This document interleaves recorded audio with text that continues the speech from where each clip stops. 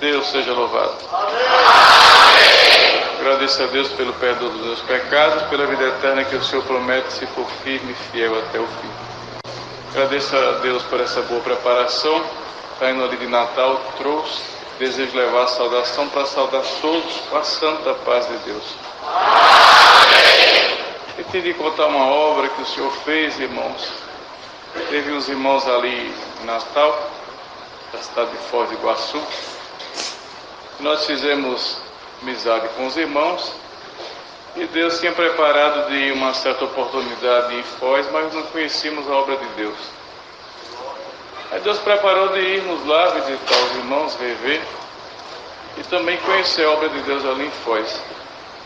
Fui com minha família, com minha esposa que está aqui também. Chegando lá, irmãos, fiquei hospedado na casa de um cooperador, na época ele era cooperador. E ele falou assim: irmão, está marcado para a gente congregar numa igreja hoje. Porém, eu marquei uma visita e não posso desmanchar essa visita, nem tem quem vá lá. Mas você vai lá, com os irmãos vêm o irmão lhe conduzir, e de lá nós vamos na casa do irmão, que ele fez um jantar para nós. Você sai do culto, e eu saio da visita, a gente se encontra, janta e depois sai. Eu falei: tá bom, então está combinado.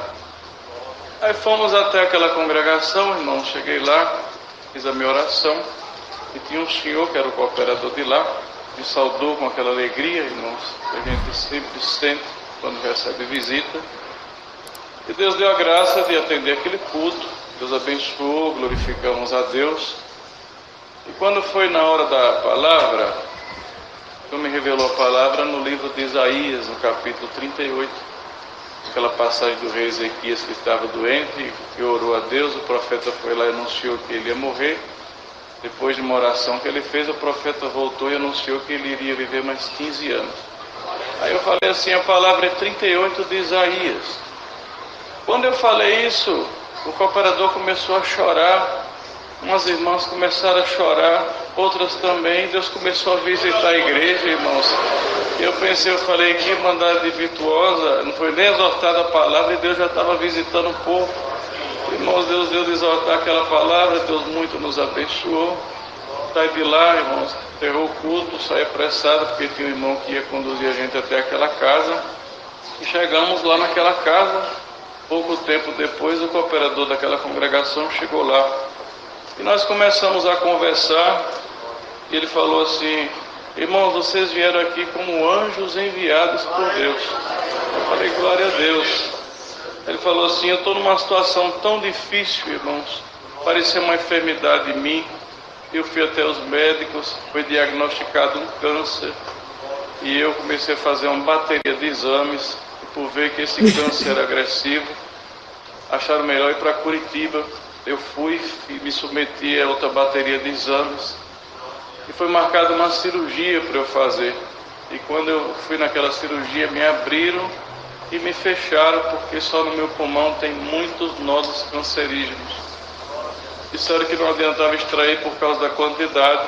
Mandaram eu voltar para minha casa. Eu vi essa situação tão difícil, essa prova tão difícil. E hoje de manhã eu acordei numa angústia tão grande, uma tristeza tomou conta do meu coração. E eu chamei a minha esposa e falei assim: vamos orar a Deus. E eu dobrei os joelhos na minha casa e falei assim para o Senhor: Senhor, a minha vida foi sempre te servir. Os meus pés nunca foi no mundo, sempre dentro da tua casa. E agora eu estou aqui nessa situação, desenganado, Senhor. Mas se tu estás ouvindo a minha oração, me dá um sinal hoje. Manda alguém que nunca foi na minha comum congregação ler a palavra em 38 de Isaías, que eu sei que tu vais me libertar. Irmãos, entrou uma fé muito grande no coração daquele irmão, por isso eu entendi a prova que ele estava passando. A irmandade sabia também da prova, a esposa estava na igreja, por isso que Deus tinha visitado bastante.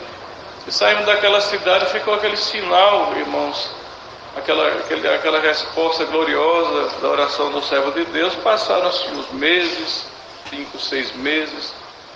O cooperador que eu fiquei hospedado, eu levantou ele para o ancião. Aí eu levantei, liguei para ele, aquela alegria, irmãos, falamos com ele, isso num dia de sábado. E no domingo ele foi participar de uma reunião ali em Apucarana, Paraná, reunião ministerial. E quando ele chegou de lá, ele ligou para mim e disse: irmão, estou ligando para lhe contar uma maravilha que eu escutei hoje lá na reunião do ministério. Levantou um servo de Deus para contar um milagre. Sabe quem foi? Eu disse: não, aquele cooperador que você congregou lá. Ele voltou lá no médico e Deus libertou ele por completo.